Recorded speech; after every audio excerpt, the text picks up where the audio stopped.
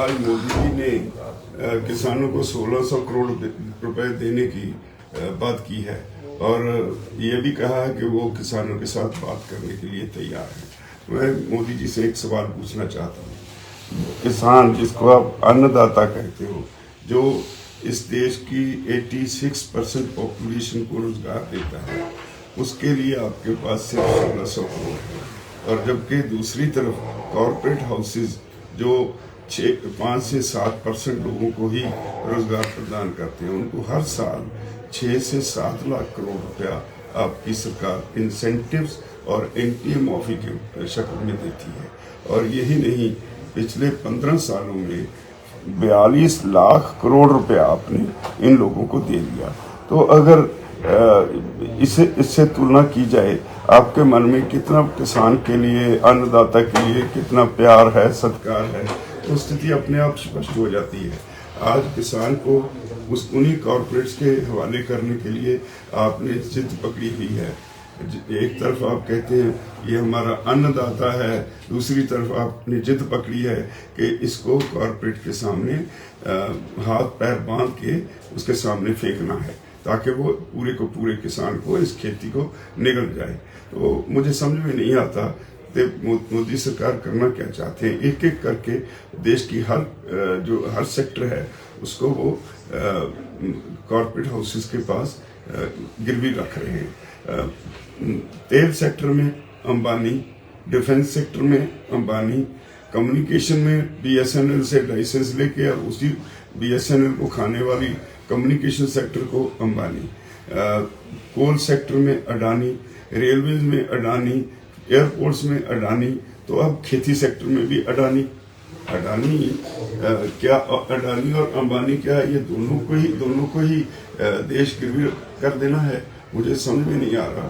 कोई कभी आज़ादी से पहले कभी हुआ था कि ईस्ट इंडिया कंपनी गुजरात से आके सेटल हुई कलकत्ता, तो धीरे धीरे उसने अपने पैर जमाए और देश को गुलाम बना लिया। अब 2-3 कॉर्पोरेट हाउसेस को जिस तरह से सब कुछ उनके हवाले किया जा रहा है, कहीं ये साजिश तो नहीं कि कहीं इन फ्यूचर मोदी जी चीन की तरह लंबे समय के लिए डिक्टेटर बन जाना चाहते हों, या ये कॉर्पोरेट हाउसेस को अपना बैंक बैलेंस मान के हर चीज़ उनको देते रहें और देश पे ठीक या गलत ढंग से ताकत अपने हाथ में रखें। तो ये अब लोग समझने लगे हैं। यहाँ किसान 22 दिन से धरने पे बैठा है। दुनिया का सबसे बड़ा और सबसे पीसफुल लाखों लोगों का ये आंदोलन, जिसने दुनिया के फ्यूचर के लिए रिकॉर्ड्स कायम किए हैं, तो ऐसे आंदोलन के लिए अगर मोदी जी के पास बैठकर बात सुनने की का समय नहीं, तो जो मोदी जी कहते हैं कि हमारा देश दुनिया की सबसे बड़ी डेमोक्रेसी है, तो मैं इसको सूडो डेमोक्रेसी से आगे कुछ नहीं समझता। अगर लोगों की बात है तो सरकारें हर जगह, बाहर के दुनिया में भी हमने देखा है कि 2 दिन 4 दिन ऐसे प्रोटेस्ट होते हैं और सरकार या तो पदवी छोड़ जाती है या लोगों की बात मान लेती है। तो यहाँ तो बाबा आला ही निराला है। मोदी जी बड़े बड़े लच्छेदार भाषण देते हैं, लोगों को बहकाने के लिए झूठ के बड़े बड़े लच्छेदार शगुफे छोड़ते हैं, तो उसमें से निकलने के लिए आम आदमी के लिए कुछ नहीं होता। क्या ये मोदी जी स्पष्ट करेंगे कि जो उन्होंने ये तीनों कानून बनाए हैं, ये सीधी कॉन्स्टिट्यूशन की वायलेशन है? उस कॉन्स्टिट्यूशन की वायलेशन है जिसकी शर्त लेके वो प्रधानमंत्री बने। उस कॉन्स्टिट्यूशन की वायलेशन है जिसमें एग्रीकल्चर, हेल्थ और एजुकेशन तीनों स्टेट सब्जेक्ट हैं। धीरे धीरे एक एक करके स्टेट से एक एक सब्जेक्ट छीना जा रहा है। एजुकेशन केंद्र के पास, हेल्थ केंद्र के पास, अब एग्रीकल्चर को भी टेढ़े ढंग से अपने हाथों में लेना चाहते हैं। और बड़ा स्पष्ट है, लोगों को बहुत देर मूर्ख आप नहीं बना सकते।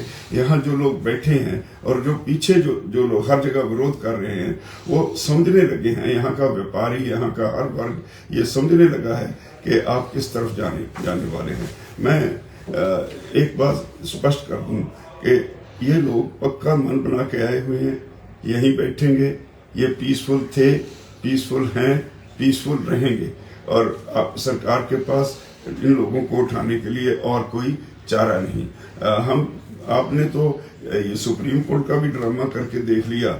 हम तो सुप्रीम कोर्ट गए नहीं, हमें कोई नोटिस हुआ नहीं, पता नहीं उसमें क्या क्या आपने पैंतरे बदले, लेकिन उसके बावजूद सुप्रीम कोर्ट ने आपको कह दिया कि पीसफुल प्रोटेस्ट करने वाले किसानों को जबरदस्ती उठाया नहीं जा सकता और पुलिस को भी कोई अधिकार नहीं कि पीसफुल किसानों पे कोई किसी तरह का वायलेंट एक्शन कर सके।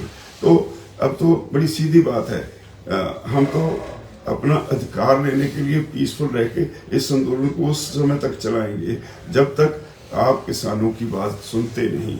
मन की बात लोगों को सुना के बहकाइए मत। अब समय आ गया है, लोगों के दिल की बात सुनिए। अगर सही मानों में लोगों की सरकार है तो लोगों का बन के दिखाइए। जैसे हमारे कॉन्स्टिट्यूशन के मुताबिक we should have a government of the people, by the people, for the people, but you have made it a government of the corporate, by the corporate and for the corporates। ये बात आज देश के हर शहरी को समझ आने लगी है। यही वजह है आप जितने भी मंत्रियों को अपने ये जो काले कानून है इनको प्रचार करने के लिए दूसरी स्टेट्स में भी भेजते हैं। हर जगह पे लोग उनका विरोध कर रहे हैं और आपकी मिशनरी को, आपके मंत्रियों को वहां से भागना पड़ता है। कृपया हमारी निवेदन है, इस देश के हालात को ठीक रखने के लिए, इस देश की आर्थिकता को बचाने के लिए रियल टर्म्स में सोचना बंद कीजिए। हवाई बातें छोड़िए, इस देश के गरीब का ख्याल कीजिए, किसान का ख्याल कीजिए, इस देश के कर्मचारी का ख्याल कीजिए, व्यापारी का ख्याल कीजिए। केवल अंबानी या अडानी इस देश के मालिक नहीं है, इस देश के मालिक यहाँ के लोग हैं। धन्यवाद।